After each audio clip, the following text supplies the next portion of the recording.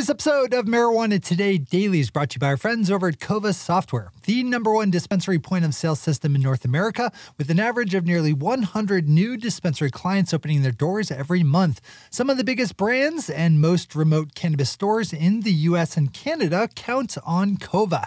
Swing over to kovasoftware.com today to see why. That's kovasoftware.com with Kova, spelled C-O-V-A. Good morning, Marijuana Nation. It's Wednesday, March 24th, 2021, and you're tuned in to episode 1036 of Marijuana Today Daily. I'm your host, Shay Gunther, and I'll be walking you through today's marijuana news and headlines. As always, we have a full and busy day of cannabis news in our hands, so let's jump right into it. The SAFE Banking Act grabs today's top story as the Senate version of that legislation was just introduced by Senators Jeff Merkley of Oregon and Steve Daines of Montana. The SAFE Banking Act, which also goes by the longer name the Secure and Fair Enforcement Banking Act, would remove federal roadblocks currently in place on financial institutions working with state legal marijuana companies. That's leading to a situation where it's all but impossible for state legal cannabis operators to get normal business banking services. When banks do take on cannabis business, it often comes with a boatload of extra compliance work and monthly fees that can run in the thousands of dollars. The House just passed the original version of the SAFE Banking Act, and now all eyes on the legislation have turned to the Senate companion bill. The Senate legislation already has a list of 27 bipartisan co-sponsors and is expected to pass. This will be a fairly huge development for our industry, so keep this storyline close on your radar. Chris Moore over Mary Jane has an incredibly sad tale of injustice, taking today's second headline with a pickup of news out of Texas, where police murdered 26-year-old Marvin David Scott III by first spraying him with pepper spray before then suffocating him to death with the use of a so-called spit hood. Mr. Scott had been suffering from a mental health crisis when his family called authorities for help. In the past, when Mr. Scott had experienced similar events, he had been taken to a mental health facility to get help, but this time, which happened on March 14th, when police rolled up on him, they saw that he had a marijuana joint, so they went into arrest mode. During the ensuing arrest and detainment, he was pepper sprayed, strapped down to a bed, and covered up with a spit hood, which he then suffocated to death in. If marijuana wasn't illegal in Texas, there's a chance he could have been properly treated for the health crisis he was suffering, but instead, because cannabis is illegal and because cops are systemically racist, he was murdered. And if the past is any indicator of the future, it's unlikely that anyone in Texas responsible for the death of Marvin David Scott III will face justice. This is why we do the work we do. Not the money, but the people murdered by the stupid system of prohibition. Read and share this story. We have a better headline to wrap up our top stories today with a jump to Colorado, where Governor Jared Polis signed on Sunday a bill setting up a social equity support program within the state's Office of Economic Development and International Trade. The program will work to support social equity operators with loans, grants, and access to technical help like mentors and professional services. This is notable because, despite having one of the oldest adult use markets in the nation, Colorado never really got around to setting up a proper social equity program. It might be fair to say it's actually because the state has one of the older programs that it never implemented social equity. There was a bit of a feeling back in 2012 that we needed to take whatever we could get in order to break the glass on adult use legalization. Under the new program signed into law this weekend by Governor Polis, the Social Equity Support Office will be funded with an initial deposit of $4 million. Congratulations to everyone at Black, Brown, and Red Badged, or BBRB, a coalition of legal marijuana minority-owned businesses in Colorado, for working to make that happen. Those are the top stories for today. It's time for Marijuana Today Daily Headlines Blitz. Before we blitz on in headlines, let's quickly thank our sponsor, Kova Software, the #1 dispensary point-of-sale system in North America, with an average of nearly 100 new dispensary clients opening their doors every month. Some of the biggest retail brands and most remote cannabis stores in the US and Canada count on Kova.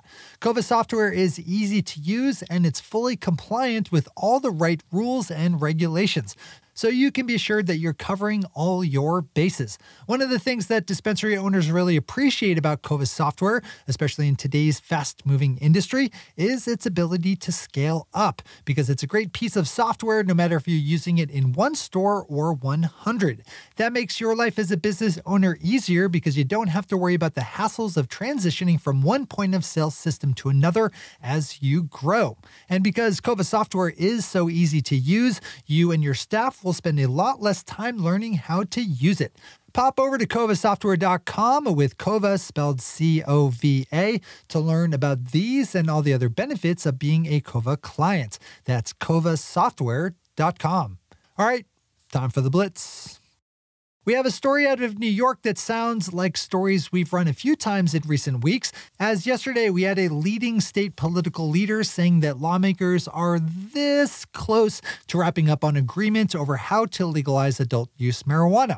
The two sides of the divide consist of embattled Governor Andrew Cuomo, who is losing political capital by the day as he's been hammered by numerous accusations of sexual harassment, and lawmakers Senator Liz Krueger and Assembly Majority Leader Crystal Peoples-Stokes, who are pushing their Majority Regulation and Taxation Act.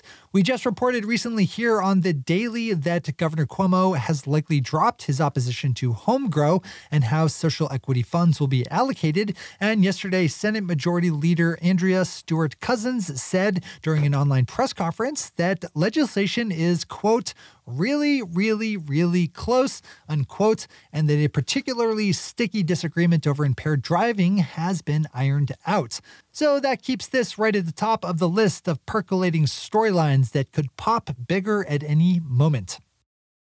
South Dakota's anti-democratic Governor Kristi Noem is trying her best to thwart the will of the people with a new proposal for how to implement medical marijuana following a November ballot measure calling for its legalization. You might remember that Governor Noem unsuccessfully tried to delay by 1 year the point when sick people in her state will have access to legal medical cannabis because she had a hard time understanding the issue.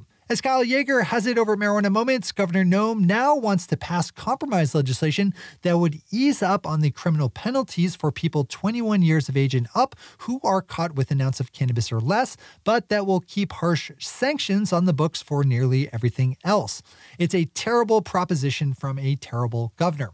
If you live in South Dakota or have business there, you should be on top of this storyline. As we always do, we have all the news we cover linked to on our website at mjtodaydaily.com. New Cannabis Ventures starts off with a run of 3 finance-focused stories, with Florida-based operator Trulieve up first as it reports its Q4 and full year 2020 fiscal results.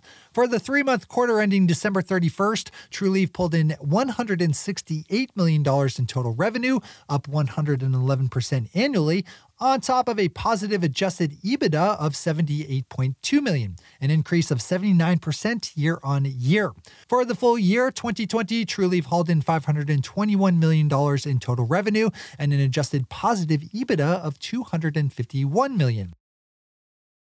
Canadian company TerrAscend is up next with some numbers as its Q4 net sales rose to $51.8 million, up 28% annually, on top of an adjusted EBITDA of positive $20.7 million.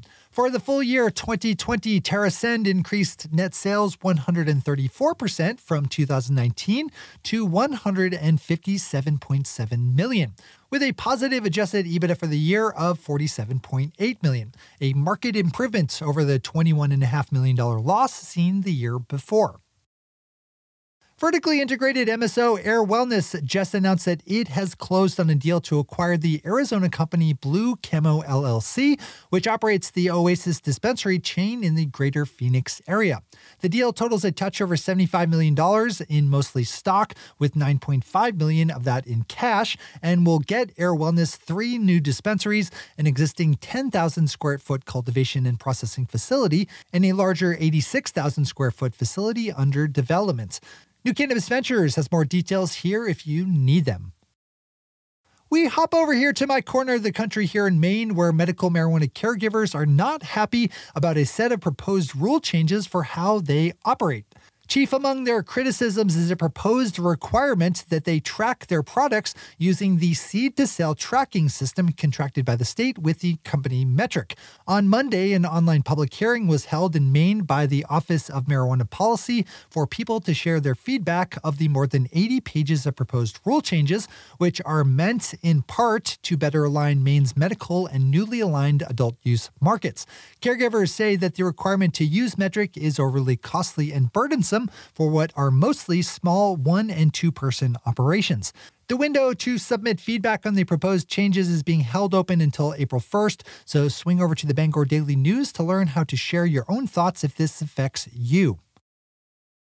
And finally for today, we have some unfortunate news out of Maryland, where the deadline to pass new legislation during the regular legislative calendar came and went on Monday without any kind of legalization bill passing. And unlike in New Mexico, the governor of Maryland will not be calling back lawmakers to special session to pass legal adult use. So we're going to have to wait at least one more year for Maryland to toss off marijuana prohibition entirely. Those are the headlines and news for the day. I'll be back with you again tomorrow with another information-packed episode of Marijuana Today Daily. But in the meantime, if you have any stories to share or feedback to give, zip us an email to headlines@mjtodaydaily.com. And while you're clicking around the interwebs, swing over to our website at mjtodaydaily.com to find links to all the news we cover. Thanks to our sponsor, Kova Software, and to our awesome patron listeners for the support that makes this show possible. To join the illustrious ranks of the patron listeners yourself, swing over to our website at mjtodaydaily.com and click on that big blue button at the top of the page that says Become a Patron. I'm your host, Shay Gunther. Thanks for tuning in and starting your day with marijuana today.